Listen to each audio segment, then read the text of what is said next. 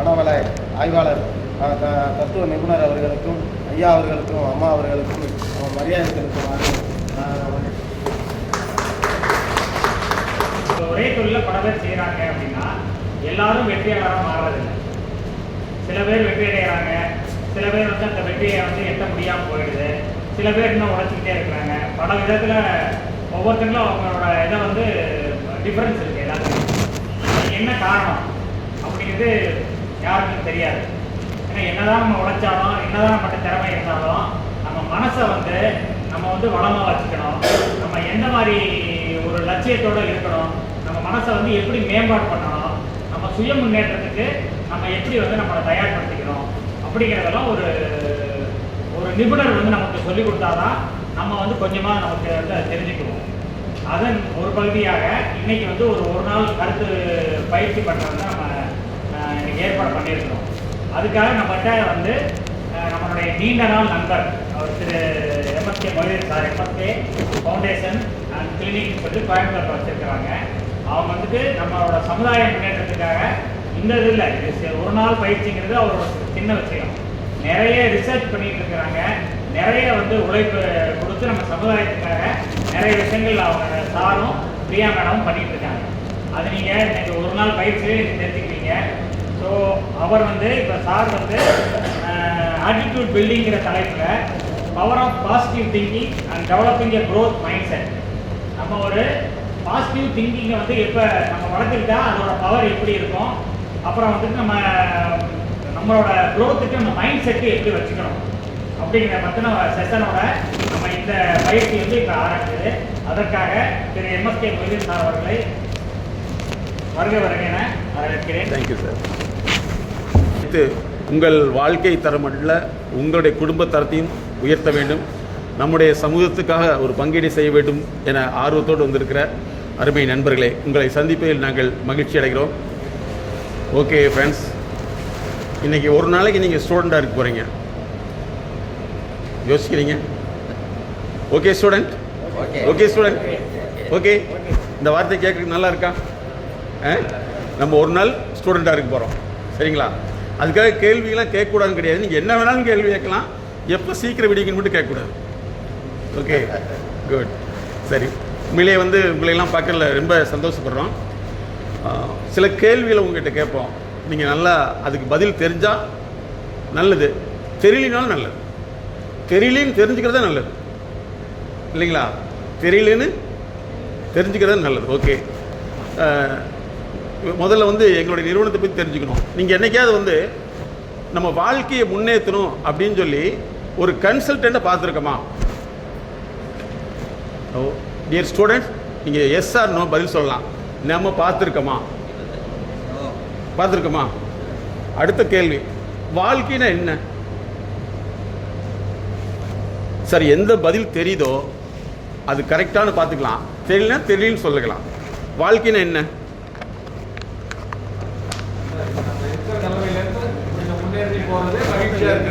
Very good, நீங்கள் பதில் சொல்லுங்கள், தப்பே கிடையாது. ஓகே, வேறு ஏதாவது பதில் இருக்கா? ஏன்னா நீங்கள் பேசணும், இது வந்து ஒன் வே மாதிரி இருக்கக்கூடாது, நீங்கள் என்ன வேணாலும் பேசலாம்.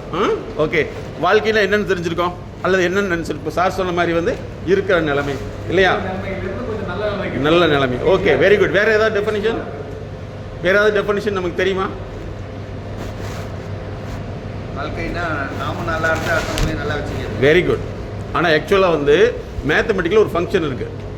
மேக்ஸ் ஸ்டூடெண்ட்டுக்கு இது தெரியும், என்னது ஃபங்க்ஷன். இந்த ஃபங்க்ஷன் என்ன சொல்கிறாங்க தெரியுமா? இந்த லைஃபுங்கிறது வந்து பி டூ, பர்த்துக்கும் டெத்துக்கும் இடையில் உள்ள கேப் இருக்குது பார்த்தீங்களா, அதுக்கு பேர் தான் லிவிங், வாழ்க்கைன்னு சொல்கிறோம். பர்த்துக்கும் டெத்துக்கு இடையில் உள்ள கேப் இருக்கு இல்லைங்களா, இது வந்து மேத்தமெட்டிக்கலில் ஃபங்க்ஷன் சொல்லுவோம், எஃப் ஆஃப் டி. ஸோ இதுதான், இதுக்குள்ள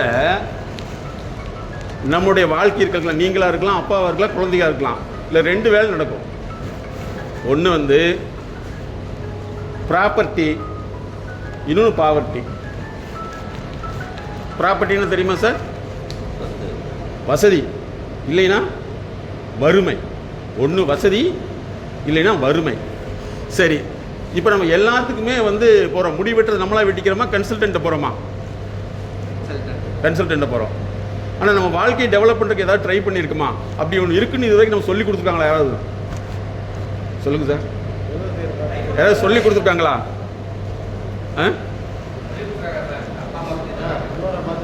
அதாவது நம்ம வாழ்கிறத பார்த்து என்னன்னு தெரிஞ்சுக்கிறோம், அவங்க எப்படி வாழ்ந்துருக்கான்னு ப்ராப்பர்ட்டி லெவலில் பார்த்துருக்கோம். அதுக்குன்னு ஒரு மெத்தடாலஜி இருக்குது, இதுவரை கேள்விப்பட்டிருக்கோமா? இல்லவே இல்லை. சரி, அடுத்த ஒரு கேள்வி கேட்குறேன். இந்த ரத்தத்தை டெஸ்ட் பண்ணுற பிளட் லேப் இருக்குல்ல, கேள்விப்பட்டிருக்கீங்களா? அது உங்கள் எந்த வயசில் தெரியும்? எந்த வயசில் தெரியும்? ஒரு 6வது படிக்கிறப்ப, 7வது படிக்கிறப்ப, இந்த மாதிரி ஏதாவது சொல்லுங்களேன். 10வது படிக்கிறப்ப தெரியும் ரத்தத்தை டெஸ்ட் பண்ணுறதுக்கு, இல்லைங்களா? சரி, நம்ம மனசை டெஸ்ட் பண்ணுறதுக்கு லேப்னு ஒன்று இருக்குன்னு தெரியுமா? தெரியாதா? தெரியவே தெரியும். எனக்கும் தெரியாது. எங்கள் வாத்தியார் அப்படி சொல்லிக் கொடுக்கல. இது எப்போ தெரியுமா கண்டுபிடிச்சது? 1879. புரியுதுங்களா? ரத்தத்தை டெஸ்ட் பண்ணுறதுக்கு எவ்வளோ டெஸ்ட் இருக்குன்னு உங்களுக்கு தெரியும். அதை விட வாழ்க்கையை டெஸ்ட் பண்ணுறதுக்கு 48 டெஸ்ட் இருக்குது. கேள்விப்பட்டிருக்கீங்களா சார்? 48,000 டெஸ்ட். சரிங்களா?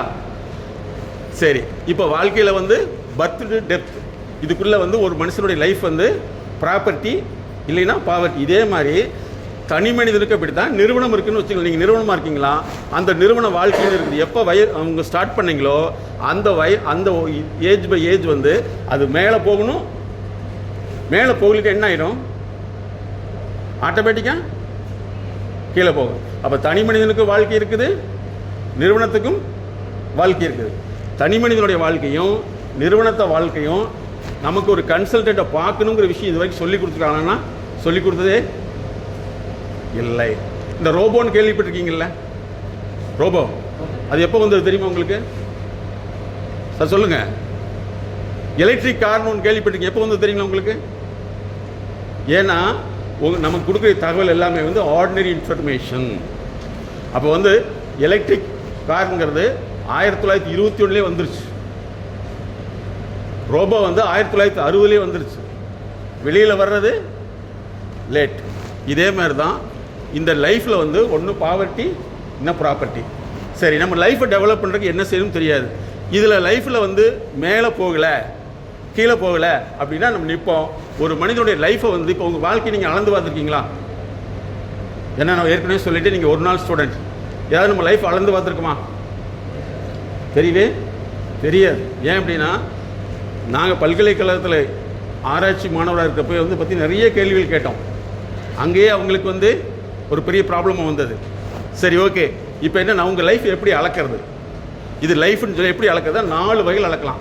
நோட்டு வச்சுருந்தா எழுதிக்கிங்க. உங்கள் லைஃப்பை வந்து 4 வகையில் அளக்கலாம். ஃபஸ்ட்டு வந்து இப்போ நீங்கள்லாம் வந்து படிச்சிங்களா? ஸ்கூலுக்குன்னு போயிருக்குமா இல்லைங்களா? படிப்புங்கிறது எக்ஸ்ட்ராவெலாம் வேண்டியது. சரி, ஏதாவது ஸ்கூலுக்குன்னு போயிருக்குமா? சரி, யாராவது ஒருத்தர் வந்து உங்களுக்கு ஏன் மார்க்கு அதிகமாக எடுக்கலைன்னா என்ன பதில் சொல்லியிருப்பீங்க? Very good. கொஸ்டின் பேப்பர் கஷ்டமாக இருக்குது. இப்போ பிஸ்னஸ் ஏன் சரியில்லை? சொல்லுங்க சார். சொல்றாரு மார்க்கெட்டு கஷ்டமா இருக்குது. அங்க வந்து மார்க்கெட்டுங்கிறது கஷ்டம், இங்க மார்க்கெட்டு கஷ்டம். அப்படித்தானே?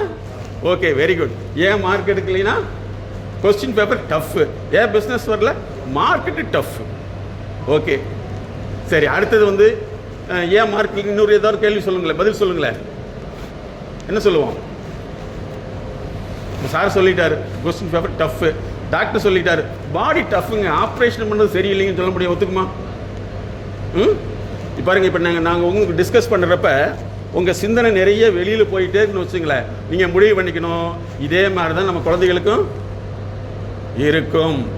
நம்ம டிஎன்ஏ எப்படியே தான் அதே டிஎன்ஏ தான் அங்கே வேலை செய்யும். ஓகே, இப்போ சொன்ன மாதிரி மார்க்கு டஃப்னு சொல்கிறீங்க. ஓகே, அடுத்த கேள்வி. இப்போ இதே வந்து உங்களுக்கு மனசில் பாடமாகலன்னு சொல்லுவீங்களா, மூளை பாடம் சொல்லுவீங்களா? மனசு கஷ்டம் சொல்லுவீங்களா, மூளை கஷ்டம் சொல்லுவீங்களா? மனப்பாடமாகலையா, மூளை பாடமாகலையா? சரி, மனசு கஷ்டம். மூளை கஷ்டம் யாரும் சொல்றது இல்லை இல்லையா? மன கஷ்டம் சொல்றாங்க. ஓகே, இப்போ வந்து மனசு சரியா வேலை செய்யல, கண்ணு சரியா வேலை செய்யல, ஆஸ்பத்திரிக்கு போறோமா போகலையா? போறோமா இல்லையா? கைகால் வேலை செய்யல, போறோமா இல்லையா? ஆனால் மனசு வேலை செய்யல எங்கேயாவது போகணும்னு தோணி இருக்குதா? உங்களுக்கும் சொல்லிக் கொடுக்கல, எனக்கும் சொல்லிக் கொடுக்கல. கரெக்டாக சொல்லிக் கொடுத்துருக்கணுமா? இல்லவே இல்லை. ஃபஸ்ட்டு வந்து உங்கள் லைஃப்பில் வந்து எஜுகேஷனில் டெவலப் ஆகலை அப்படின்னு சொன்னால் நம்மளுடைய மைண்ட் சிஸ்டம் வேலை செய்யலை. என்ன சிஸ்டம் வேலை செய்யலை? மைண்ட். அதனால தான் மனப்பாடம்னு சொல்கிறோம். ஃபஸ்ட்டு உங்கள் லைஃப் வளர்க்குறது எஜுகேஷ்னல். அதில் டெவலப் ஆகலைன்னா நம்ம சிஸ்டம் வேலை செய்யலை. ஏன்னா இது தெரிஞ்சுக்கிட்டே தான் அடுத்த விஷயத்துக்கு போக முடியும். செகண்ட் வந்து உங்களுடைய லைஃப் வளர்க்குறது வந்து ஃபஸ்ட்டு எஜுகேஷ்னல், செகண்ட் வந்து எக்கனாமி. பொருளாதாரத்தில் டெவலப் பண்ண முடியல. நம்ம என்னைக்காவது பொருளாதாரத்தை டெவலப் பண்ணுறதுக்கு யாராவது கன்சல்டன்ட் வச்சுக்கணும்னு தோணியிருக்குதான்? இல்லவே இல்லை. ஒரு தொழில் செய்கிறத செய்கிறோம். ஏன்னா இப்போ இந்த ஊரில் எடுத்து பார்த்துங்க, ஒரு 4 தரமுடைய பிஸ்னஸ் இருக்கா? யாராவது இருக்காங்களா? நாங்கள் ஒரு கம்பெனிக்கு பண்ணுறோம். அந்த கம்பெனி 250 வருஷமாக நடக்குது. எத்தனை வருஷம்? 250 வருஷம். இன்னொரு ஆடிட்டிங் கம்பெனிக்கு நாங்கள் பண்ணி கொடுத்துருக்கோம். அது 125 வருஷம். எத்தனை தலைமுறை தாண்டி போகுது பார்த்தீங்களா? ஸோ எக்கனாமி டெவலப் ஆகலை. ஃபஸ்ட்டு மனுஷனுடைய எஜுகேஷனல் எக்கனாமி. பொருளாதாரம் வளரலை அப்படின்னா லைஃப்பில் வந்து நமக்கு ஃபெயிலியர். ஓகே. செகண்ட் அதுக்கடுத்து வந்து சோஷியல் ஸ்டேட்டஸ். சமுதாயத்தில் நமக்குன்னு ஒரு அந்தஸ்தை உருவாக்க. இப்போ உதாரணத்துக்கு வந்து நீங்கள் ஆர்டிஸ்ட் ஆன முன்னாடி, ஒரு ஃபேக்ட்ரி வச்ச முன்னாடி உங்களுக்கு சமுதாயத்தில் என்ன மதிப்பு இருக்குது? எப்படி இருக்கு? நல்லா இருக்குது இல்லைங்களா? ஸோ உங்களுடைய வாழ்க்கையை அளக்கிறது வந்து 3வது பாயிண்ட் சோஷியல் ஸ்டேட்டஸ், சமுதாய அந்தஸ்து. அந்தஸ்து அதிகமாக இருந்துச்சுன்னா உங்களுடைய லைஃபு நல்லா இருக்குது. அந்தஸ்தை வச்சு உங்கள் லைஃப் அளக்க முடியும். அதுக்கடுத்து பார்த்தீங்கன்னா ஹெல்த். இப்போ நிறைய பேர்த்துக்கு வந்து இப்போ நீங்கள் லாஸ்ட் டைம் பார்த்துருக்கலாம், நேற்று வந்து திருவண்ணாமலை அதில் மெடிக்கல் காலேஜினுடைய சீஃப் சர்ஜரிக்கல் ஸ்டூடெண்ட் இறந்துட்டார். அதே மாதிரி வெஜிடேரியனே சாப்பிடாத ஒரு பாடி பில்டர் இறந்துட்டார். இன்னொரு கார்டியாலஜிஸ்ட் இறந்துட்டார். இதுக்கெல்லாம் என்ன சொல்கிறாங்கன்னா அவங்களுக்கு வந்து மன அழுத்தம்ங்கிறாங்க. நல்லா தெரிஞ்சுங்க சார், டாக்டருக்கு மன அழுத்தம் இருக்குது. அப்போ ஹெல்த்துங்கிறது வந்து உடல் பிரச்சனை அல்ல, வாழ்க்கை பிரச்சனை. இந்த 4ம் இருந்ததுனா தான் நம்ம லைஃப் நல்லா இருக்கும். அப்போ ஒரு லைஃப் எப்படி அளக்கலாம்? ஒன்று educational, second economy, social status, 4வது ஹெல்த். ஹெல்த்னா பாக்டீரியாவினால வரக்கூடிய ஹெல்த் அல்ல. யாருமே வந்து வைரஸ்னால் வரக்கூடிய சாவில் வரக்கூடியவங்க ரொம்ப ரொம்ப குறை. ஒத்துக்கிறீங்களா? ஆனால் வாழ்க்கையினால் வர சாவு தான் அதிகம். இந்த 4 தான் லைஃப். எதாவது educational, economy, social status, psychological health. இந்த 4 மாத்திரக்கு உலகத்திலே ஃபஸ்ட்டு கிளினிக் ஸ்டார்ட் பண்ண நாங்கள் தான். அதுதான் life clinic.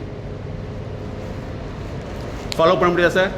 World first clinic என்னன்னா எங்களுடைய லைஃப் கிளினிக். எதுக்குன்னா தனி மனிதனுடைய கல்வி, ஒரு தனி மனிதனுடைய பொருளாதாரம், தனி மனிதனுடைய ஹெல்த்து, அதே மாதிரி அவங்களுடைய ஸ்டேட்டஸ், இந்த 4 மாத்திரம் கண்டுபிடிச்ச ஒரு விஷயம் கிளினிக் தான் world first clinic for life. ஒரு 15 வருஷத்துக்கு முன்னாடி தஞ்சாவூரில் எங்கள் ப்ரோக்ராம் சாருடைய டீம் தான் ஏற்பாடு பண்ணியிருந்தாங்க. அப்போ ஒருத்தர் கேட்டார், ஒரு இண்டஸ்ட்ரியலிஸ்ட், சார் இந்த சப்ஜெக்ட் புதுசாக இருக்குது, உங்களுக்கு பின்னாடி யார் இதை நடத்துவாங்க அப்படின்னு கேட்டாங்க. ஆனால் எங்கள் டீமில் இன்றைக்கி 32 பேர் இருக்காங்க. அதில் மேடம் வந்து முக்கியமான சீஃப். ஏன் அப்படின்னா எங்களுடைய ப்ராஜெக்ட் இங்கே மட்டுமல்ல 360 ப்ராஜெக்ட்ஸ் பண்ணிகிட்ருக்கோம். சரிங்களா? ஸோ வந்து ஒரு தனி மனிதனுடைய வாழ்க்கைங்கிறது, உதாரணத்துக்கு குழந்தையே படிக்கலை அப்படின்னா அந்த குழந்தை மேலே தவறு கிடையாது, டீச்சர் மேலே கிடையாது. அந்த குழந்தை பாடத்தை எடுத்துக்கிறதுல என்னது ப்ராப்ளம்? சரிங்களா? பொருளாதாரம் வளரலை அப்படின்னா பொருளாதாரம் நம்ம செய்கிறது தவறு கிடையாது, ஆனால் நம்ம கஸ்டமரை போய் பார்க்கறதுல பிரச்சனை இருக்குது. இதை எப்படி சரி பண்ணுறதுக்கு தான் இந்த அறிமுகம். அப்போ வந்து இந்த 4 மாத்திரக்கு என்ன செய்யணுமா, ஏதாவது ஒரு வழி இருக்கான்னா, இப்போ உதாரணத்துக்கு வந்து இதுவரைக்கும் நமக்கு சொல்லி கொடுத்தது எல்லாமே மனசு தான் சொல்லியிருக்காங்க. மூளைன்னு சொல்கிறாங்க. மூளையில் ஒரு டாக்டர் என்ன செய்வார்? மூளையில் என்ன இருக்குது? ரத்தமும் சதையும் நரம்பு இருக்குது. நரம்பில் ஒரு சின்ன ப்ராப்ளம் ஆயிடுச்சுன்னு என்ன ஆயிடுது? கம்ப்ளீட்டாக இன்னும் போயிடுது. அப்போ நாங்கள் என்ன பண்ணோம்னா, இது வரைக்கும் நமக்கு சொல்லிக் கொடுத்த பழக்கம் என்னென்னா, மனசு சரியில்லை, ஆனால் ஆக்சுவலாக மனசுக்குள்ளே என்ன வேலை செய்யுதுன்னா நாங்கள் கண்டுபிடிச்சது அறிவு தான் வேலை செய்யுது. ஃபாலோ பண்ண முடியுங்களா? இதுக்கு என்ன இலக்கிய உதாரணம்னா, திருவள்ளுவர் என்ன சொல்லியிருக்காரு? மனநலம் மண்ணுயிர் காக்கம், இனநலம் எல்லா புகழும் தரார். அதே மாதிரி யாக்கைக்கு உண்டோன்னு கேட்குறாரு. மருந்தென்று யாக்கைக்கு உண்டோ? மருந்து உடம்புக்கு இருக்குதா அப்படின்னு கேட்குறாரு.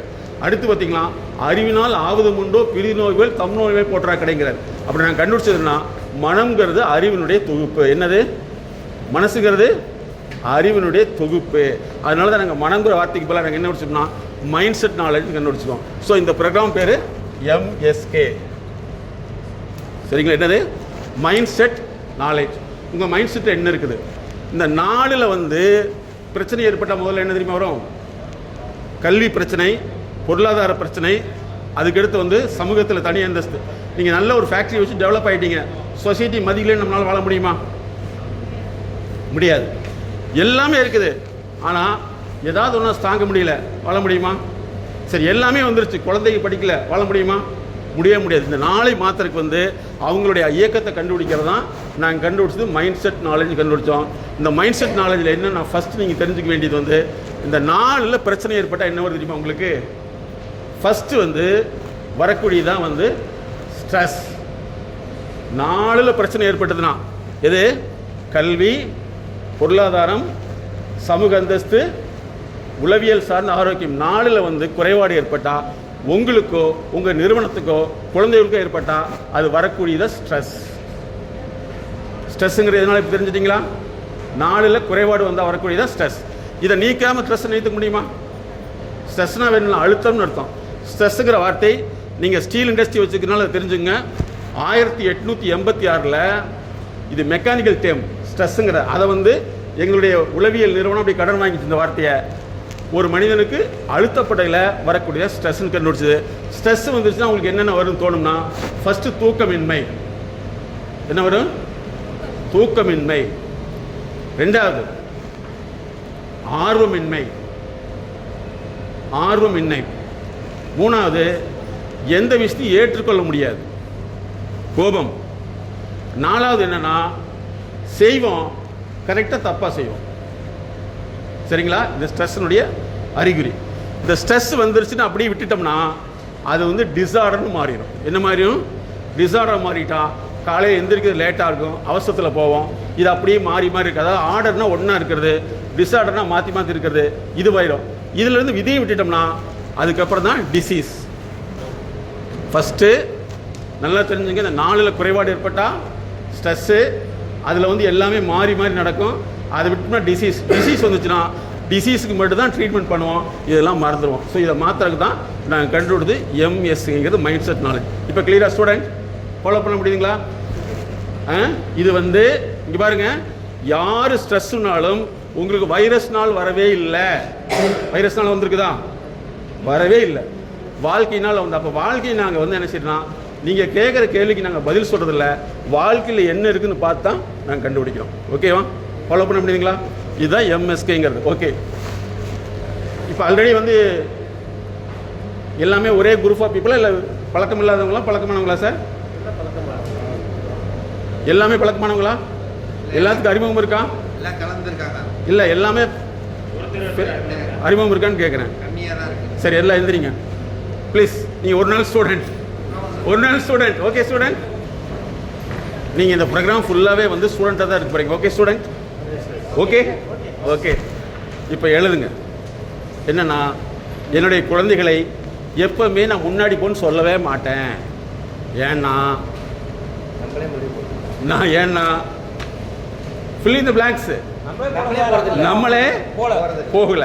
அப்படி எழுத வேண்டாம், புரிஞ்சுங்க. இனிமேல் வந்து எங்கேயுமே முன்னாடி போகணும்னு சொல்ல முடியல அல்லது போக முடியலன்னா ஏதோ ஒரு தடை இருக்குது. இப்போ நீங்கள் எழுதுங்க, முன்னாடி வர சொன்னால் வர முடியாததுக்கு ஒரு 5லிருந்து 10 காரணம் கண்டுபிடிக்க பார்க்கலாம். ஒரு 5 நிமிஷம் தான் கடகன்னு எழுதிடணும். நீங்கள் ஏன் வந்தீங்க இருக்கு 5 காரணம் எழுதுங்க பார்க்கலாம். எழுதுங்க. குயிக் சீக்கிரம். ஆல் ஸ்டூடெண்ட் குயிக்கா. இப்போ பக்கத்தில் மட்டும் பார்த்து எழுதக்கூடாது. ஏன்னா இங்கே பாருங்க, இந்த ப்ரோக்ராம் சார் ஏன் இப்போ கூப்பிட்டு 2 பேர் வான்னு சொல்கிறப்ப அதில் 2 பேர் பல பேரை வந்து தள்ளி விட்டு தான் வந்திருக்காங்க. சுயமாக வரவே முடியல. வர முடியாததுக்கான ஒரு மினிமம் 5 காரணங்கள் வந்து 10 காரணம் வரைக்கும் எழுதலாம். ஏன் வர முடியலன்னு எழுதுங்க. ஏன்னா இந்த ப்ரோக்ராம் வந்து இங்கே பாருங்க, உங்களை மாற்றுறதில்ல, உங்கள் டிஎன்ஏவை மாற்றுறது. சரியா? எழுதுங்க பார்க்கலாம். பக்கத்தில் மட்டும் பார்த்து எழுதிடக்கூடாது, நீங்களே எழுதணும். இன்றைக்கி பாருங்கள், நீங்கள் எழுதுகிறப்ப வந்து எழுதுறதுக்கு வருதான்னு மட்டும் பாருங்கள். நிறைய பேருக்கு எழுதுறதுக்கே வராது. ஓகே, கரெக்டுங்களா? எழுதுறதுக்கே வரமாட்டேங்குது. ஆனால் என்னமோ உள்ள ஒன்று இருக்குது ஆனா வர மாட்டேங்குது. இதே பிரச்சனை நம்ம டிஎன்ஏவுக்கு இருக்கு. நம்ம டிஎன்ஏ யாரு? புரிஞ்சுக்குங்க, நம்ம டிஎன்ஏ யாரு? அதனால குழந்தைகளை வந்து இனிமேல் எப்படி பார்க்கணும்னா இந்த எம்எஸ்கேங்கிற கண்ணு வழியை தான் பார்க்கணும். அவனுக்கு ஏதோ ஒரு பிரச்சனை இருக்குதுன்னு நீங்க பார்க்கணும். நோயின் பிரச்சனை கிடையாது, தடை. அதுக்கு பேர் என்னது? தடை. இதே மாதிரி தான் பிஸ்னஸ்ல இருக்கு. சரிங்களா? இன்னொரு முக்கியமான செய்தி, இந்தியா வந்து இப்போதான் ஒரு 6 மாதத்துக்கு முன்னாடி முடிவு எடுத்திருக்குது. ஃப்ளைட் ஆக்சிடென்ட் இருக்குல்லவா, ஃப்ளைட் ஆக்சிடென்ட் வந்து 72% ஆக்சிடென்ட் வந்து நடக்கிற காரணம் என்னன்னா, பைலட் கீழே ஒர்க் பண்ண கிரவுண்ட் ஸ்டாப் அப்படி ஏறன்னு கண்டுபிடிச்சிருக்காங்க. ஆனால் உலகத்திலேயே பைலட்டை வந்து ஏதாவது ஏர்கிராஃப்ட் ஆக்சிடென்ட் இல்லாமல் எப்படி பண்ணுறதுங்கிறதுக்கு புக்கில் இருந்து உலகத்தில் 2 பேர் தான். ஒன்று நாங்கள், இன்னொருத்தர். அதில் வந்து அமெரிக்காவில் 37 வருஷம் எக்ஸ்பீரியன்ஸ் பைலட் வந்து எங்கள் புக்கை பார்த்துட்டு ஒரு ரெவ்யூ எழுதியிருக்காரு. 37 வருஷம் எக்ஸ்பீரியன்ஸில் இவ்வளோ ஒரு கண்டென்ட் கிடைச்சதே இல்லைன்னு சொல்லிட்டு. ஸோ முதலாக இந்தியாவில் சார்பாக வந்து புக் எழுதுறது நாங்கள் மட்டும்தான். சரிங்களா? ரொம்ப நன்றி. அதே மாதிரி அமெரிக்கா வந்து லைப்ரரி எங்களுடைய 16 புத்தகத்தில் வந்து 4 புத்தகங்கள் வாங்கியிருக்குது. நாங்கள் வந்து ஒரே ஒரு விஷயத்தை ஒன்றும் ஆராய்ச்சி கொடுறதில்ல. அது என்னன்னா கடல் வாழ்வு. மற்றபடி வந்து டிரைவிங் இன்டெலிஜென்சின்னு சொல்லி ரோடு சேஃப்டிக்கும் புக் எழுதியிருக்கோம். செகண்டரியாக வந்து பைலட்டுக்கு எடுத்திருக்கோம்.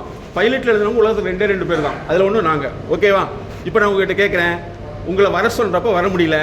அடுத்த ஒரு முக்கியமான விஷயம், எழுத சொல்கிறப்ப எழுத்து வருதா? சரி, இதுக்கு பேர் டைகிராஃபியா. பல பேருக்கு நீங்கள் என்னென்னா இந்த பார்த்துட்டு நான் சொன்ன எழுதவே மாட்டேங்கிறேன் அப்படின்னு சொல்லக்கூடாது. ஏன்னா அவங்களுக்கு எழுத்து கோஆர்டினேட் ஆகாது, எழுத்து வராது. இன்னொன்று வந்து, சார் எனக்கு தெரியுது, பேசணும்னு தெரியுது, ஆனால் பேச முடியல. இது டைஃப்ரேசியான்னு சொல்லுவோம். என்னது? டைஃப்ரேசியா. இதே மாதிரி தான் ஸ்டூடெண்ட்டுக்கு வந்து கேள்வி தெரியும், ஆனால் எழுத தெரியாது. Okay student? ஸோ இந்த மாதிரி வந்து ஒரு மனிதனுடைய ஒவ்வொரு இயக்கங்களையும் வந்து என்ன ப்ராப்ளம் கண்டுபிடிச்சு அந்த மாதிரி 320 கிளினிக்கல் ப்ராஜெக்டை எங்களுடைய நிறுவனம் தான் பண்ணிட்டு இருக்குங்கிறது உங்களுக்கு விளம்பரம் இல்லை, விழிப்புணர்வு. ஒரு பையன் எழுதலைங்கிறது எழுத சொல்ல மாட்டேன், எழுதுறதுக்கு உண்டான காரணங்களை கண்டுபிடித்தா நாங்கள் மாற்றுறோம். அதே மாதிரி தான் ஒவ்வொன்றும். அப்போ வந்து நீங்கள் எழுதிட்டீங்களா ஏன் வர முடியாதுன்னு சொல்லிட்டு ஒருத்தர் காரணம் சொல்ல போகிறீங்க. யாருக்கு போர்டில் நல்லா எழுத தெரியும்? போர்டில் நல்லா எழுத தெரியும் வேண்டாம், போர்டில் எழுதுறதுக்கு யாருக்கு தெரியும்? யாரோ ஒரு ஸ்டூடெண்ட் வாங்க ப்ளீஸ். வாங்க சார். கிரேட். உண்மையிலே நீங்கள் ஸ்டூடெண்ட்டாக மாறிட்டீங்க சார். அப்படி தான் ஸ்டூடெண்ட்டாக மட்டும்தான் இருக்கணும். எப்பவுமே நான் எனக்கு எல்லாம் தெரியும்னா நோயாளின்னு அர்த்தம். எல்லாம் தெரியும்னா நோயாளி. சரி, ஓகே, அழிச்சிடலாம் சார், அழிச்சிடலாம். இதை எடுத்து நோட் பண்ணிக்கங்க, இல்லை எழுதிக்கலாம். பிரிண்ட் பண்ணி இது ஃபோட்டோ எடுத்துக்கலாம். அவ்வளோதான். இப்போ நீங்கள் அடுத்த வருஷம் வந்து ஒரு ப்ரோக்ராம் நடக்கல, நீங்கள் வந்து இண்டஸ்ட்ரியல் ஓனர்ஸ் எல்லாமே வந்து ப்ராஃபிட் அதிகமாக இருக்கணும். நீங்கள் வந்து உங்களுடைய கிரியேட்டிவிட்டி அதிகப்படுத்தி இருக்கணும். கிரியேட்டிவிட்டின்னு சரிங்களா? புதுசாக.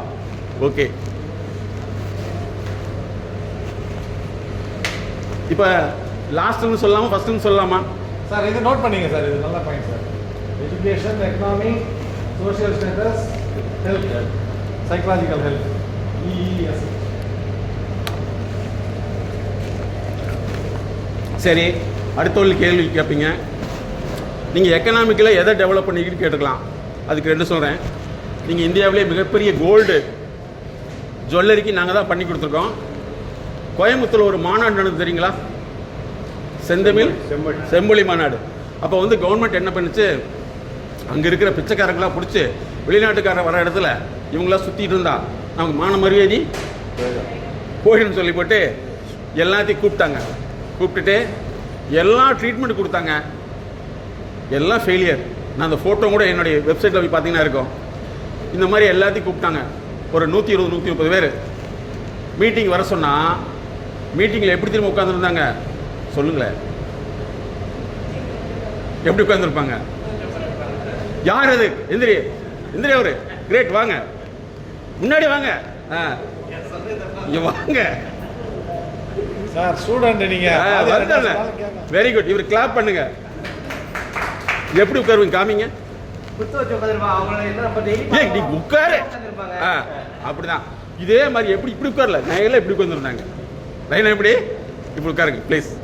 ஸோ அவங்கள வந்து எங்களுடைய கன்சல்டிங் அப்புறம் அதுக்கப்புறம் வந்து யூனிவர்சிட்டி என்ன பண்ணுச்சு, இவங்களுக்கு பிரச்சனை வந்து உடம்புல இல்லை, அறிவில் பிரச்சனை அப்படின்னு சொல்லி அறிவு மாற்ற சிகிச்சை கொடுத்தோம்.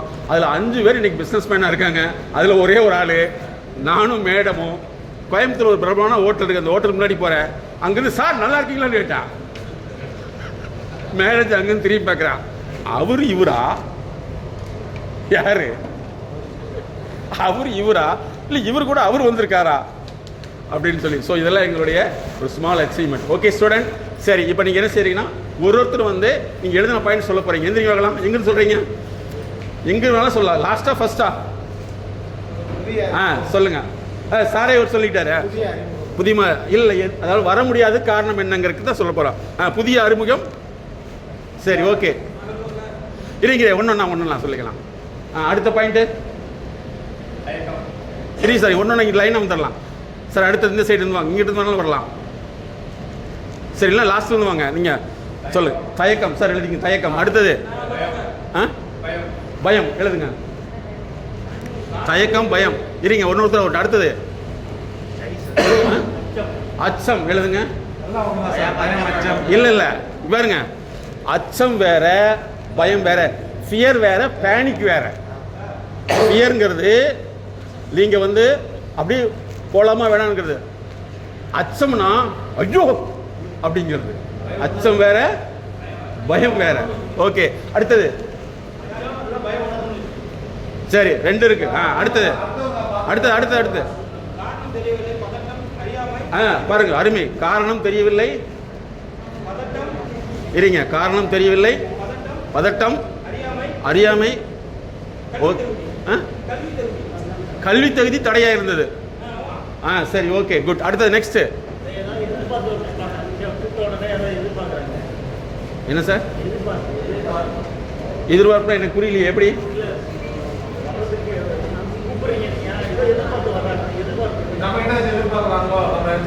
ஓ அப்படி. சரி ஓகே, அதை எழுதிங்க. ஒருத்தர லைனா வாங்க, நீங்க மாறி மாறி வரக்கூடாது. அடுத்து கூச்சம். இருங்க, கூச்சம், கேள்வி பயம். என்ன கேள்வி கேட்டுவாங்க? Very good. கேள்வி பயம், தன்னடக்கம். அடுத்தவங்க என்ன செய்றாங்கன்னு நம்ம பார்ப்போம். Very good. இது நம்ம குழந்தைகிட்ட மகனே நீ தன்னடக்கமா உட்கார்றா, மார்க் மட்டும் வாங்கிறாச்சுன்னா ஓட்டப்பந்தயத்துக்கு ஓடினா ஒடுக்கமா உட்கார்றா அப்படி சொல்லுவோமா? சொல்லவே மாட்டான். நமக்கு என்ன சொல்லுவோம்? ஓகே குட், தன்னடக்கம். அடுத்தது அடுத்தவங்க என்ன கேள்வி என்ன செய்ய போறாங்க நம்ம இங்க இருந்து பார்க்கிறது. ஓ வேடிக்கை பார்க்கலாம். வேடிக்கை பார்க்கலாம். வீண் நம்ப இதுக்கு வேடிக்கை மனநிலை எதுக்கு பேர். அடுத்தது சார், இனிமேல் வந்து மனம்னு சொல்லக்கூடாது, அறிவுன்னு தான் சொல்லணும். என்ன சொல்லணும்? அறிவுன்னு தான் சொல்லணும். டாக்டர்கிட்ட போய் மூளைன்னு சொல்ல மாட்டாரு. மூளையில் ஒரு நரம்பு பிரச்சனை பாரு. அதே மாதிரி அறிவு பிரச்சனை தான், மனப்பிரச்சனை கிடையாது. ஓகே என்ன சார்? நிகழ்வதை கவனித்தல், அப்சர்வேஷன். நிகழ்வதை கவனிச்சுக்கலாம். ஓகே, அதனால தான் வந்து உலக லெவலில் வந்து மீடியா அதிகமாக போகிற காரணம்னா யாரும் நடிக்க விரும்ப மாட்டாங்க, நடிக்கிறத பார்க்க விரும்புவாங்க. புரியுதுங்களா? நடிக்கிறத பார்க்க விரும்புவாங்க. ஓகே, நிகழ்வதை கவனித்தல். அடுத்தது தேவையில்லை என்ற மனப்பான்மை. ஓகே குட், தேவையில்லைங்கிற மனப்பான்மை. அடுத்தது வேற நிறைய பேர் சொல்லவே இல்லை சார். நீங்க சொல்லுங்க சார். 10 பாயிண்ட் எழுதிருக்காங்க சார். இங்க பாருங்க, 5 பாயிண்ட் எழுதுங்க, கை தூக்குங்க. 5 பாயிண்ட், 5 பாயிண்ட். ஓகே, அதுக்கடுத்து 6, 7, 8, 9, 10. இவர் தான் சார் தான். 10 பாயிண்ட் எழுதிருக்காங்க. இல்லை கிரேட் கிரேட். இருங்க கிரேட். ஏன் அப்படின்னா நான் ஒரு கம்பெனியோட எம்டிக்கு பண்ணிட்டு இருக்கேன். அவர் வந்து ஒரு கம்பெனிக்கு ஆடிட்டிங் பண்ணது எவ்வளோமா? 360 கோடி பர் இயர். எவ்வளவு? 360 கோடி. இங்கே ஒரு ஃபோன் பண்ணால் நான் அமெரிக்காவில் இருக்கும்போது அப்படிங்க பாரு, அந்த கம்பெனிக்கு நாங்கள் தான் பண்ணுறோம். ஒரு முக்கியமான விஷயத்தை நீங்கள் தெரிஞ்சுக்கணும். பணக்காரர் யாருமே நீங்கள் சொல்கிற மாதிரி அதிர்ஷ்டக்காரர் கிடையாது, அறிவுக்காரர்கள் தான். அறிவை அதிகப்படுத்துறது தான் எங்களுடைய முக்கியமான நோக்கம். அறிவை அதிகப்படுத்தினீங்கன்னா நீங்களும் பெரிய ஆளாக மாறலாம். அதுக்கு உதாரணம் 10 பாயிண்ட் எழுதிட்டாரு. அதே மாதிரி நிறைய பேர் சொல்லியிருப்பீங்க, தெரிஞ்சிருக்கும், எழுதாமல் இருக்கலாம். ஸோ அந்த வகையில் எழுதின உங்களை பாராட்டுகிறோம். நீங்கள் படிங்க சார். படிங்க. அதை பார்த்து எழுதல, ஜெனரலா எழுதல. இல்லை சொல்லவே இல்லை, இது அப்படி சொல்லுங்க. சரி, நான் பண்ணது பயம், பயம், குழப்பம். சரி இருங்க சார். பயத்துக்கு ஒன்று +1 போட்டுங்க சார். இங்கே +1 போட்டுங்க. குழப்பம். இருங்க, குழப்பம். ஆ முடிவெடுப்பதில் தடுமாற்றம். Very good. முடிவெடுப்பதில் தடுமாற்றம். Very good. அடுத்தது அடுத்தவங்க நம்மளை பார்ப்பாங்கன்னு ஒரு அடுத்தவங்க நம்மளை பார்ப்பாங்க, பார்த்துட்டு என்னமோ நினைப்பாங்க. அடுத்தவங்க என்ன நினைப்பாங்க? ஓகே. அடுத்த பாயிண்ட் 5வது பாயிண்ட் வெக்கம். வெக்கம். Very good. வெக்கப்பட்டு வெக்கம். வர மாட்டாங்க. வெக்கம். அடுத்த பாயிண்ட் கூச்சம். கூச்சம். ஆ அதுக்கு அடுத்த பாயிண்ட் ஸ்டேஜ் ஃபியர், மேடை பயம். Stage fear. Very good. முக்கியமான பாயிண்ட் இது. ஆ ரெண்டாவது புது இடம். புது இடம். Very good. அடுத்த பாயிண்ட் பழக்கம் இல்லாதது. பழக்கம் இல்லை. Very good. ஓகேவா. அடுத்தது அனுபவம் இல்லாதது. அனுபவம் இல்லை. ஓகேவா. அடுத்தது 11வது பாயிண்ட் எழுதியிருக்கான், வெளிப்படுத்த முடியாமை. Very good. எக்ஸ்பிரஸ் பண்ண முடியல, வெளிப்படுத்த முடியாமை. Very good. அருமையான பாயிண்ட். Very good. அடுத்தது 11 பாயிண்ட் எழுதியிருக்கான். 11 பாயிண்ட். Very nice. கிளாப் பண்ணுங்க. வேற யாராவது சொல்றீங்களா? சரி, ஓகே. இனிமேல் வந்து இந்த எம்எஸ்கே ப்ரோக்ராமுக்கு முன்னாடி யார் உங்கள் கஸ்டமராக இருந்தாலும் சரி, உங்கள் கூட ஆர்டிஸ்டாக இருந்தாலும் சரி, நீங்கள் இத்தனை பிரச்சனை அவங்களுக்கு இருக்குதுன்னு நினச்சிக்கணும். என்ன செஞ்சுக்கணும்? இத்தனை பிரச்சனை அவங்களுக்கு இருக்குது. இப்போ நீங்கள் வந்து யார் மேலே கோபம் வந்திருக்குதா? என்ன கேட்டுகிட்டே இருக்கேன், சொல்ல மாட்டேங்கிறான். வந்திருக்குதா சார்? கை தூக்குங்க. வந்திருக்குதா? எவ்வளோ சொன்னாலும் புரிஞ்சுக்கவே மாட்டேங்கிறேன். வருதா? வருது. ஓகே. அதுக்கடுத்து வந்து இவங்களை வச்சு என்ன செய்யறது தோணுதா? புரியாமலே இருக்குது. சரி, இப்போ நீங்கள் ஏதாவது சொன்னீங்க. நீங்கள் எத்தனை ஒரு 5 பாயிண்ட் எழுதுனீங்களா? யார் அதை சொல்லுங்க பார்க்கலாம். ஹலோ, கவனிங்க. என்ன செய்யணும், என்ன செய்யணும் தெரியல. ஓகே, நோட் பண்ணிங்க சார். தெரியவில்லைன்னா இல்லை முடிவெடுத்தல் வேற, செய்யறது சரி வேற, முடிவெடுக்கிறது வேற, என்ன செய்யலன்னு தெரியவில்லை. அடுத்ததுமா பயம். பயத்தில் +1 போட்டுங்க. அடுத்தது அறியாமை. அறியாமை ப்ளஸ் இருக்குங்களா சார்? அறியாமை ஒன்று போட்டுங்க. அறியாமை எங்கேயாவது கண்டுபிடிங்க. அறியாமை இருக்கா? இல்லை சார். போடுங்க அறியாமை. நீங்கள் வாத்தியாராக இருந்திருப்பீங்களோ? எழுது நல்லா எழுதுறீங்க. சரி, அறியாமை. அடுத்ததுமா பதட்டம். ப்ளஸ் இங்கே இருக்கா? பதட்டம் எங்கே இருக்கா? எழுதிங்க சார். பதட்டம். சரி, அப்புறமா அடுத்தவங்க என்ன நினைப்பாங்க? நோட் பண்ணிங்க சார். அடுத்தவர்கள் என்ன நினைப்பாங்களோ? அது நான் ஒரு பாயிண்ட் எழுதி வச்சிருந்தேன். சரி. அடுத்தவங்க என்ன நினைப்பாங்களோ நினைச்சிட்டு இருக்கிறது. அடுத்தது அவ்வளோதானம்மா? Okay sir, thank you. உட்காருங்க சார். கிரேட். இப்போ உங்கள் நோட் எடுத்துங்க. உங்களுக்கு யார் மேலே அதிகமாக கோபம் வருது அவங்க லிஸ்ட்டை போடுங்க. உங்கள் கூட ஒர்க் பண்ணுறவங்களா இருக்கலாம், அல்லது உங்கள் வீட்டில் உள்ளவங்களா இருக்கலாம், அல்லது உங்கள் ஃப்ரெண்டாக இருக்கலாம், அல்லது உங்களுக்கு மேலே உள்ளவங்களா இருக்கலாம். யார் மேலே கோபம் அதிகமாக தான் எழுதுங்க. லிஸ்ட் போடுங்க பார்க்கலாம். நீங்கள் எங்கிட்ட சொல்ல வேண்டாம், லிஸ்ட்டு உங்களுக்கு தெரிஞ்ச மாதிரி போடுங்க. யார் மேலே கோபம் வருதோ, யார் மேலே உங்களுக்கு கோபம் வருதோ அவங்க லிஸ்ட்டு போடுங்க. ஏன்னா இந்த ப்ரோக்ராமுக்கு பின்னாடி நீங்கள் புதுசாக உங்கள் கண்ணே புதுசாக மாறிடணும் சார்.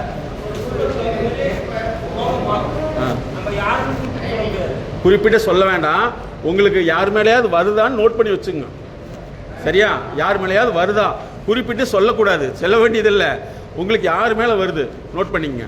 வீட்டில் இருக்கலாங்களா, குழந்தைகளாக இருக்கலாம், அதுக்கடுத்து கூட ஒர்க் பண்ணுறவங்க இருக்கலாம், அல்லது நமக்கு மேல் உள்ளவங்களா இருக்கலாம், நம்ம கீழே உள்ளவங்களா இருக்கலாம், அல்லது சொந்தக்காரங்களா இருக்கலாம். எதுவுமே இருக்காது, கடவுள் மேலே கூட கோபமாக இருக்கலாம். அப்படி வச்சுங்களேன். இப்போ உங்கள் மேலே வந்து உங்களுக்கு எப்போலாம் வந்து சே அப்படி ஒரு ஃபீல் வருது, அதை நோட் பண்ணிங்க.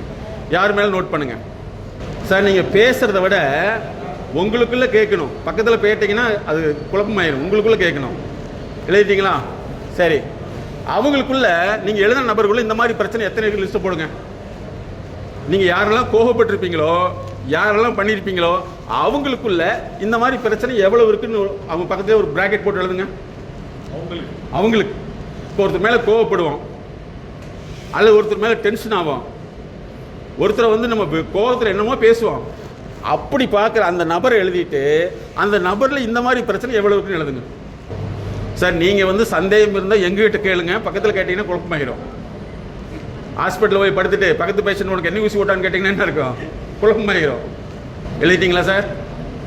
சார் இங்கே பாருங்கள், இப்போ உண்மையிலே எழுத தெரியாமல் இருந்தால் பரவாயில்ல, ஆனால் எழுத தெரிஞ்சிருந்து எழுத முடியலைன்னா தெரிஞ்சதுக்கும் எழுதுறதுக்கு இடையில் ஒரு கேப் இருக்குது பார்த்தீங்களா, அந்த இடத்துல என்ன நடக்குது அதுதான் வந்து மிகப்பெரிய இஷ்யூவாக உங்களுக்கு மாறும்.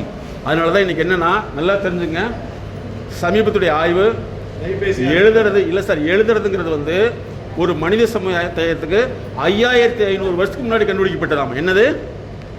5500 வருஷத்துக்கு முன்னாடி கண்டுபிடிக்கப்பட்ட இது எழுத்து அப்படிங்கிற நியூரோலாஜிக்கல் ப்ராசஸ் வந்து இப்போ ஒரு 6 வருஷத்தில் வந்து யாருமே எழுத விரும்புவதில்லை,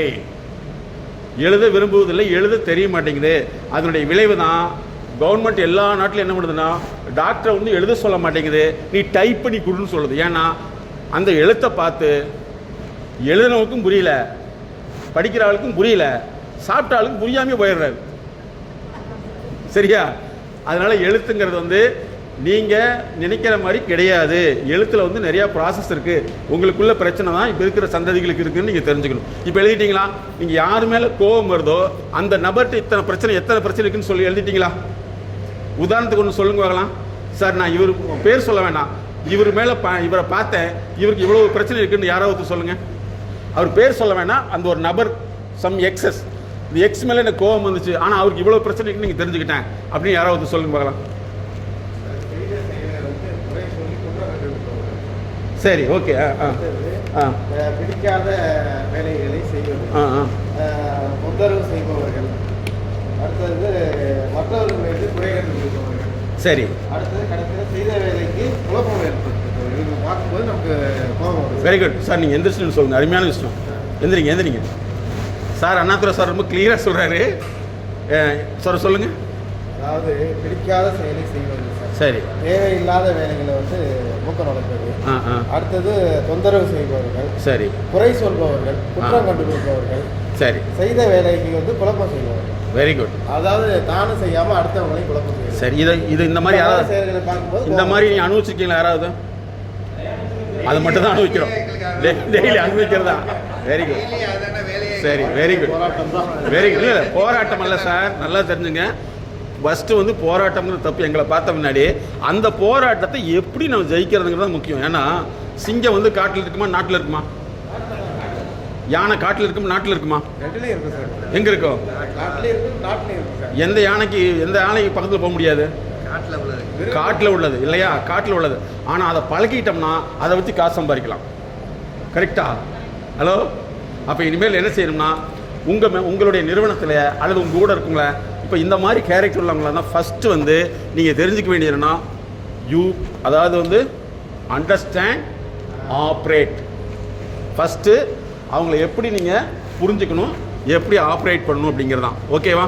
நீங்கள் இப்போ என்ன செய்கிறீங்கன்னா ஃபஸ்ட்டு அந்த நபர், இப்போ நீங்கள் சார் சொன்னீங்களவா சார், கொஞ்சம் எந்திரிங்க.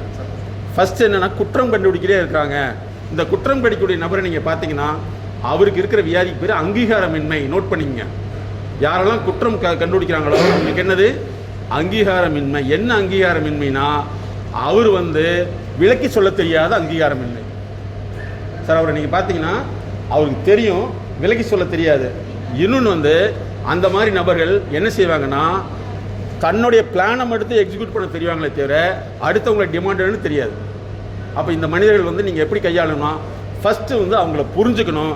அவங்ககிட்ட ஃபஸ்ட்டு நீங்கள் இவ்வளோ பிரச்சனை இருக்குன்னு தெரிஞ்சுட்டு அவங்கள கூப்பிட்டு ஒரு 10 நிமிஷம் ஆச்சு சாதாரணமாக உட்கார வச்சு அல்லது நிறுத்திக்க வச்சு ஏதாவது ஒன்று அப்ரிஷியேட் பண்ணிங்கன்னா அந்த ப்ராப்ளம் சால்வ் ஆகிடும். அதுக்கு மேலே அவங்க பண்ணலைன்னா நீங்கள் என்னை கான்டாக்ட் பண்ணுங்கள். சார் உங்களுக்கு நான் இன்னொரு முக்கியமான ஆஃபர் தர்றேன். ஒரு 1 மந்த்துக்கு வந்து இந்த இண்டஸ்ட்ரியல் ப்ராப்ளம் எது இருந்தாலும் நீங்கள் ஆன்லைன் கன்சல்டிங் எடுத்துக்கலாம். ஓகே, புரியுதுங்களா? சரி, ஃபஸ்ட்டு இதை செய்யணும். சார் தேங்க்யூ என்ன சார். அப்போ இனிமேல் என்ன செய்யணும்னு சொன்னால் இவ்வளவு பிரச்சனை இருக்கிற நபரை வந்து நீங்கள் இனிமேல் பார்த்தது எதிரியாக பார்த்துருக்கலாம், ஆனால் உண்மையில் எதிரி கிடையாது, அவங்களுக்கு இயலாமை.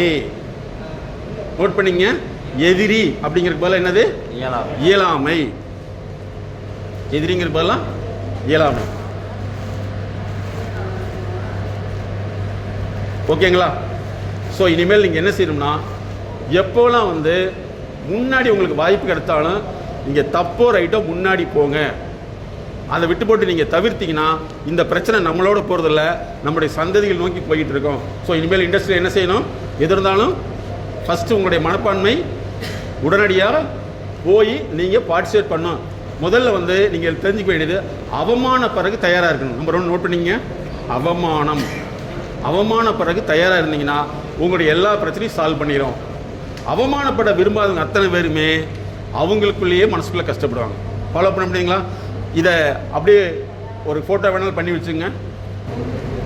சரி, இப்போ நீங்கள் என்ன செய்யணும்னா அடுத்த கேட்டகரி ஆக்டிவிட்டி, யாரெல்லாம் உங்கள் இண்டஸ்ட்ரியில் இந்த மாதிரி இருக்காங்களோ ஃபஸ்ட்டு அவங்கள வந்து நீங்கள் பிராண்டு பண்ணுறதை விட்டு போட்டு நீங்கள் இன்றைக்கி போய் அவங்கள உட்கார வச்சு அவங்கள வந்து ஒரு 5 நிமிஷம் அவங்ககிட்ட டிஸ்கஸ் பண்ணுங்கள். பேசாதீங்க, டிஸ்கஸ் பண்ணுங்கள். அடுத்த வினாடி அவங்க இண்டஸ்ட்ரிக்கு மாறுவாங்க. ஃபாலோ பண்ண முடியுதுங்களா? அடுத்த ஒரு கேள்வி என்ன தெரியுமா பண்ணலாம் சார், அப்படிலாம் பண்ணாலும் மாறவே மாட்டேங்கிறாங்கன்னா அங்கே மாற்றுறதுக்குண்டான பாஸ்வேர்டு நம்ம சரியாக போடலைன்னு அர்த்தம். கரெக்டுங்களா? பாஸ்வேர்டு கரெக்டாக போடல. ஏன் அப்படின்னா எப்படி பேசுகிறதுங்கிறது கலிஃபோர்னியாவுடைய ரிசர்ச் படி ஒரு மனுஷனுக்கு 10 வருஷம் ட்ரைனிங். எப்படி பேசுகிறதுங்கிறது 10 வருஷம் ட்ரைனிங். ஆனால் நம்ம எப்படி நடக்குதுன்னா நம்மளாம் வந்து ஏதோ ஒரு ஒரு தவறான ஒரு ட்ரை பண்ணதில் அது நடக்குது. இனிமேல் அதை மாற்றிட்டிங்கன்னா நீங்களும் சக்ஸஸ்ஃபுல்லாக மாற முடியும். மாற்றிக்கலாமா?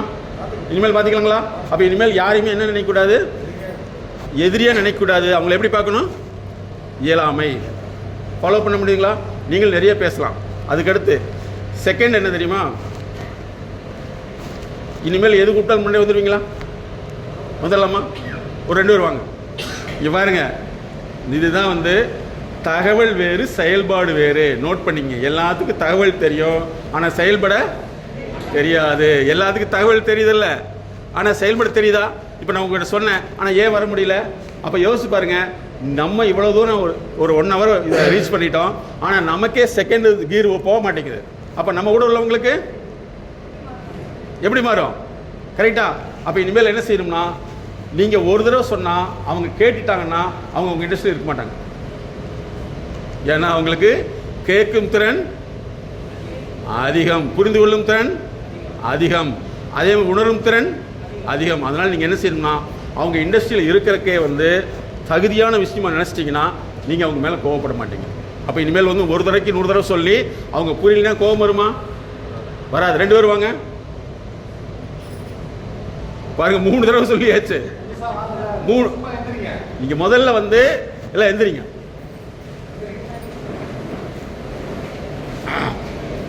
ஏன்னா நீங்கள் ஒரு நாள் ஸ்டூடெண்ட் ஆறீங்க. இங்கிட்டு வாங்க, எல்லாமே எல்லாம் இங்கிட்டு வாங்க. இன்னைக்கு ஃபுல்லாக இதை வந்து உங்களுடைய என்னன்னா ஸ்டூடெண்ட்ஸ் சொன்னாலே சார் அந்த காலத்து ஸ்டூடெண்ட் மனோபாவத்துக்கு போயிடுறாங்கல்ல. இல்லை வாங்க வாங்க வாங்க வாங்க வாங்க சார். சங்கர் அவர். ஓ வாங்க வாங்க சங்கர். சரி சரி, இனிமேல் என்ன அதாவது கொஞ்சம் முன்னாடி இப்படி வாங்க. இல்லை ஒரே இடத்துல வந்து உட்காராதீங்கிட்டு வாங்க கொஞ்சம். சார் எல்லாமே வந்துருங்க. நீங்கள் நோட் பண்ணிட்டே வச்சுக்கலாம். ஒவ்வொரு மனுஷனுமே இயங்குறது எதில் தெரியுமா? கம்ஃபர்ட் லைஃப் அப்படிங்கிறதுலாம் வாழ்வான். சாதாரண மனிதர்கள் வந்து தான் உட்கார இடத்தையும் கூட வந்து விட்டு கொடுக்க விட மாட்டாங்க.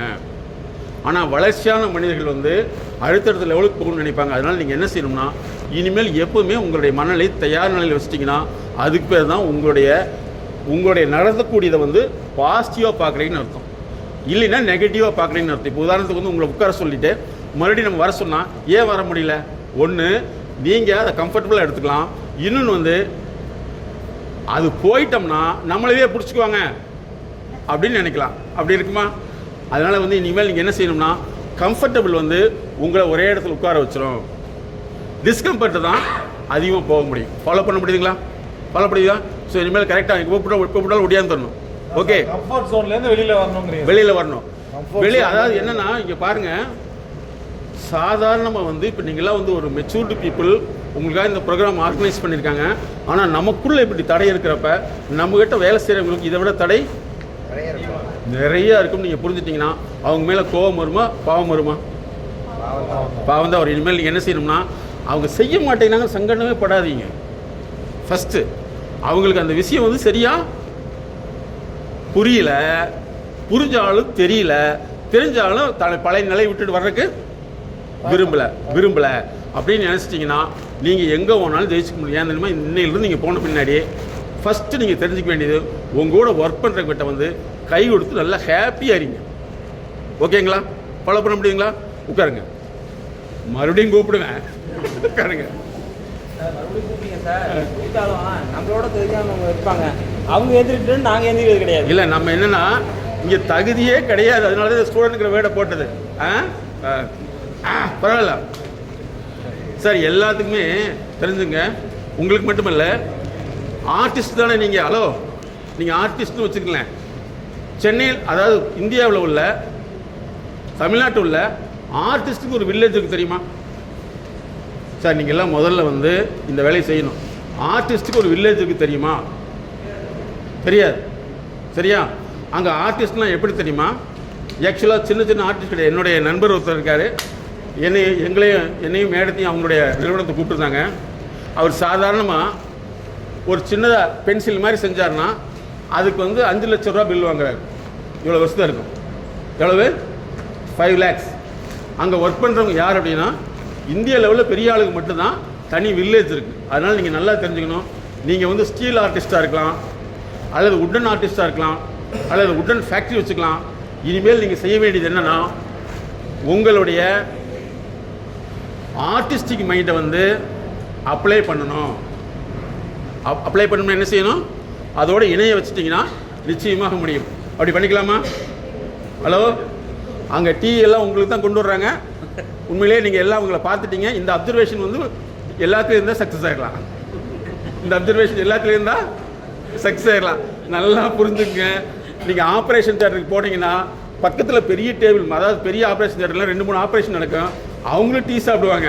அங்கே இருக்கிற டாக்டர் டீ சாப்பிட்றீங்க அர்த்தம்.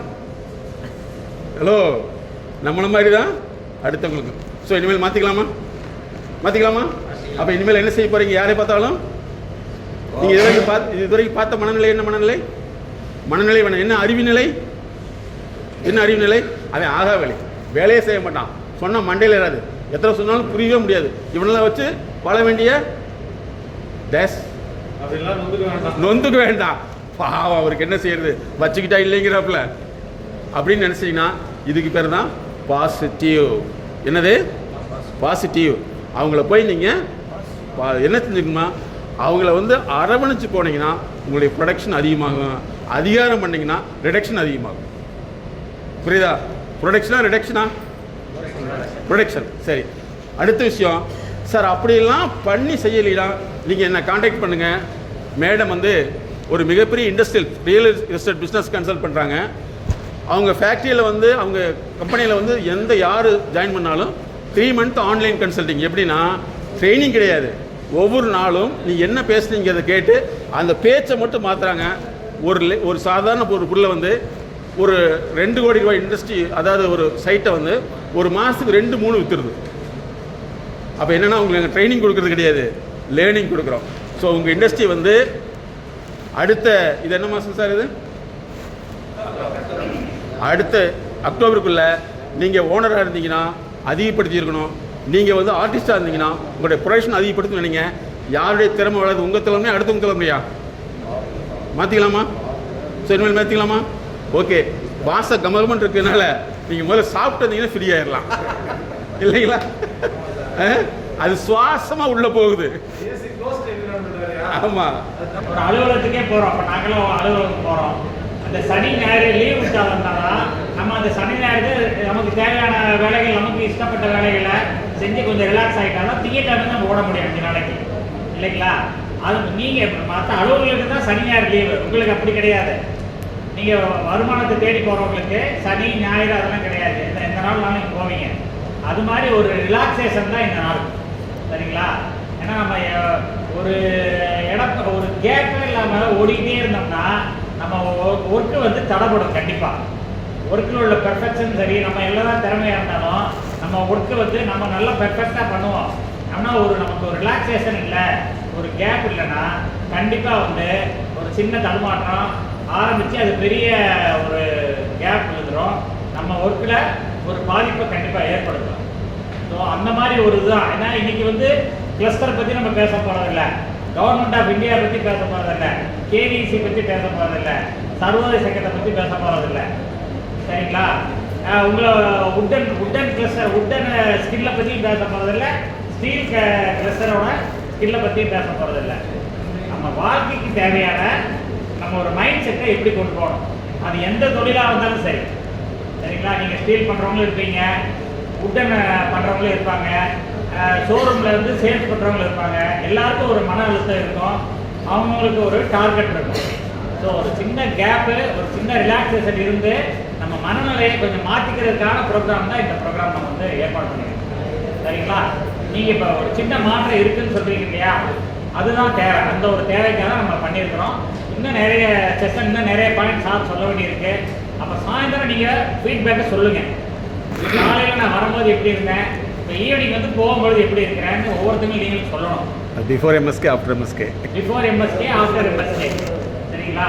கிமு கிபி மாதிரி பிஃபோர் எம்எஸ்கே, ஆஃப்டர் எம்எஸ்கே எப்படி இருக்குன்னு நீங்கள் சொல்லணும்.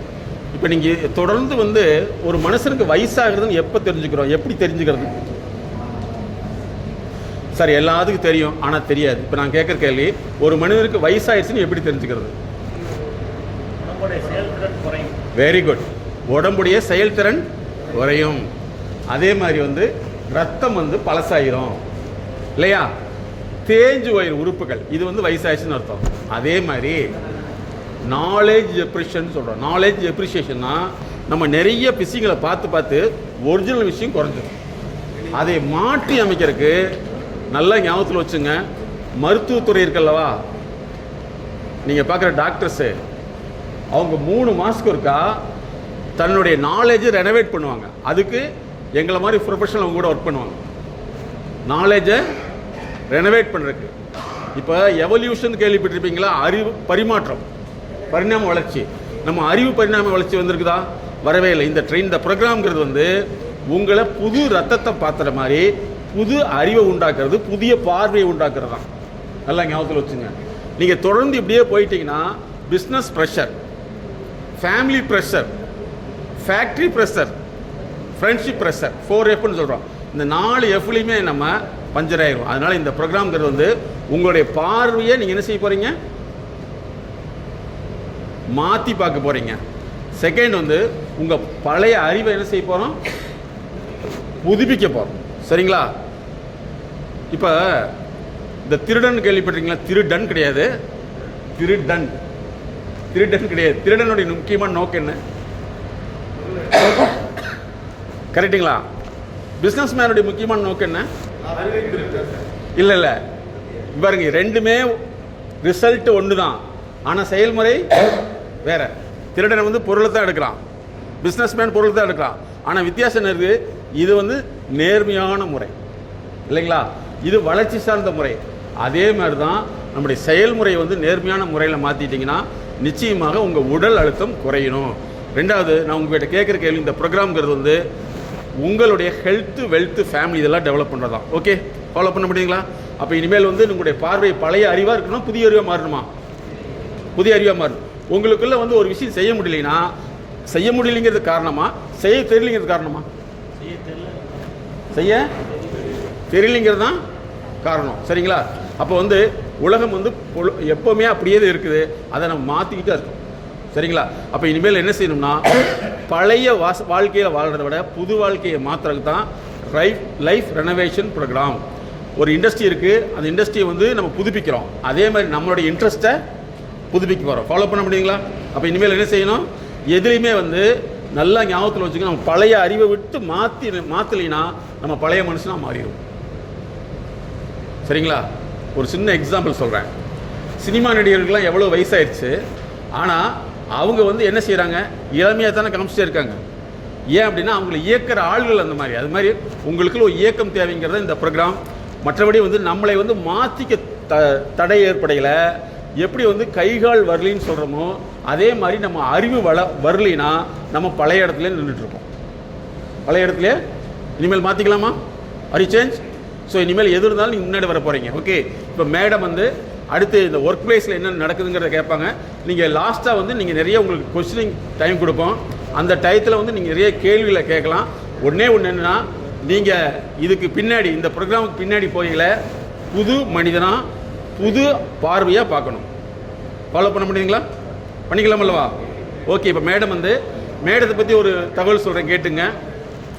இவங்க உலகத்திலேயே ஃபஸ்ட் எய்டு கேள்விப்பட்டிருக்கீங்களா? First aid. அதே மாதிரி உலகத்தில் முதலாக உலகமே வந்து 2016 தான் ஒரு மனுஷனுக்கு உளவியல் முதலுதவி தேவை, குடும்ப பிரச்சனை, பிஸ்னஸ் ப்ராப்ளம்னா அவனுக்கு வந்து முதலுதவி தேவைங்கிறத வந்து உலகத்தில் 2014 தான் ஆரம்பித்தாங்க உலக லெவலில். ஆனால் 2015 மேடம் வந்து உளவியல் முதலுதவின்னு முதல் ஸ்டார்ட் பண்ண இவங்க தான். கைதட்ட மாட்டீங்களா? அது எதுக்குன்னா பெண் குழந்தைகள் இந்த உலகத்தில் எந்த பகுதியில் அவங்க கஷ்டப்பட்டாலும் ஃபஸ்ட்டு கன்சல்டேஷன் ஃப்ரீயாக கொடுத்துருவாங்க. இம்மிடியேட்டாக அதுக்கு வந்து ஜஸ்ட் டயல் கேள்விப்பட்டிருக்கீங்களா? அதே மாதிரி ஜஸ்ட் கால்னு வச்சுருக்காங்க. ஸோ அது மாதிரி பெண்கள் சார்ந்து நிறைய சேவைகள் பண்ணிகிட்டு இருக்காங்க. இவங்க வந்து பல ஸ்டூடெண்ட்டுடைய லைஃப்பை வந்து ஸ்டேட் லெவலில் கொண்டு வந்திருக்காங்க. இவங்களுடைய ஸ்டூடெண்ட்லாம் பார்த்தீங்கன்னா சாதாரணமாக படிச்சுட்டு இருந்தவங்களை வந்து 4 சென்டம் எடுத்து இந்தியாவில் மிகப்பெரிய கல்லூரியில் வெறும் 7000 ரூபாய் படிக்கிறவங்கள கொண்டு வந்திருக்காங்க. ஸோ ஒரு மிகப்பெரிய சாதனை பண்ணிகிட்டு இருக்காங்க. இவங்க வந்து இண்டஸ்ட்ரியலுக்கும் பண்ணிகிட்டு இருக்காங்க. ஸோ இண்டஸ்ட்ரியில் வந்து என்னென்ன ப்ராப்ளம் இருக்குது, ஒர்க் பிளேஸில் இருக்குது, அவங்களுடைய ஒரு பெண்ணுங்கிற முறையில் ஒரு பெண்ணுடைய பார்வையில் உங்களுக்கு சொல்லுவாங்க. நீங்களும் ஈஸியாக புரிஞ்சுக்கலாம். இப்போ மேடம் வந்து உங்களோட அடுத்த செஷன்